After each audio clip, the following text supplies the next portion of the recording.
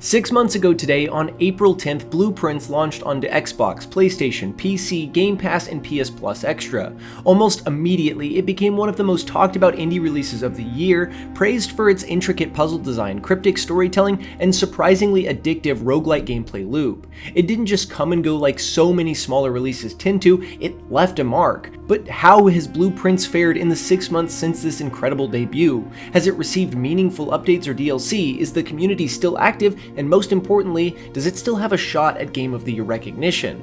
Let's dive in and see how Blueprints has held up half a year later.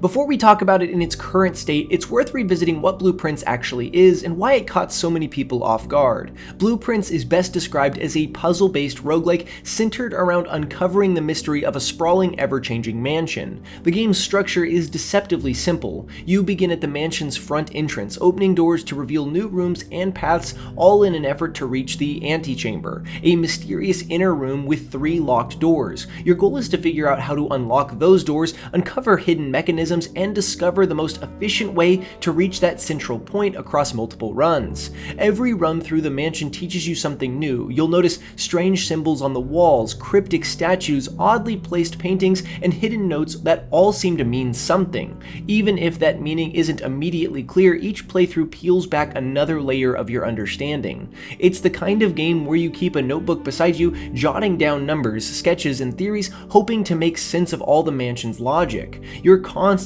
connecting threads between discoveries, and when you finally unlock a door or decipher a puzzle that's been haunting you for hours, it's incredibly rewarding. That's the magic of Blueprints. It's cerebral, mysterious, and endlessly replayable. It's the sort of game that takes hold of you completely. Part escape room, part roguelike, and part fever dream.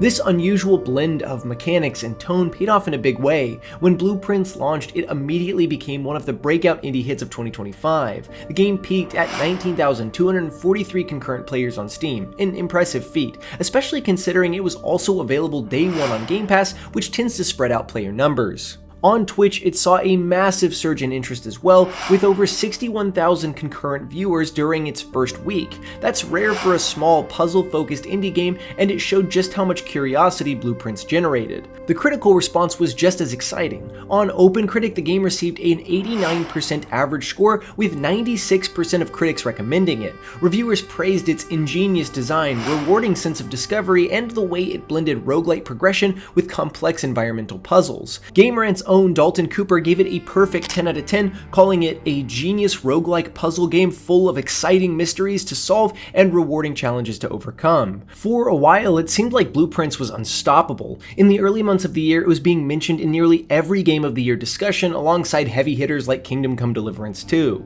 Now, 6 months later, that conversation has cooled somewhat, but not because Blueprints has lost its quality. Rather, it's been a strong year overall, and the competition is fierce. Even so, there's little doubt it will still be a major contender for Indie Game of the Year honors when the award season rolls around. If there's been one area where Blueprints has been quieter, it's been in its post-launch support. Since release, the game's developer Dogubomb, a small team of around a dozen people, has been relatively silent. That's not necessarily a bad thing. The game launched in remarkably polished condition with very few bugs or technical issues, especially compared to other indie titles of similar scale. Most of the post-launch updates have been quality of life patches addressing minor glitches, adjusting puzzle logic, and cleaning up some occasional soft lock or visual hiccup. The game didn't really need major updates. It already worked beautifully out of the gate. The only notable update arrived on September 29th when Blueprints received a Mac version on Steam, expanding its accessibility to a broader audience. That update also coincided with the Steam Autumn Sale, which temporarily dropped the game's price to $22.49, the lowest it's been since launch. Beyond that, there are no plans for future DLC as of right now, and I think it's perfect that way, as Blueprints was already a feature-complete experience. So that's Blueprints 6 months later, a quiet success story, one that didn't rely on hype cycles or endless updates to stay relevant. Instead, it earned its place through careful design, fascinating world building, and a kind of mystery that still lingers long after you've put the controller down. It might not dominate award shows come December, but it's hard to argue that Blueprints hasn't been one of the most memorable games of the year.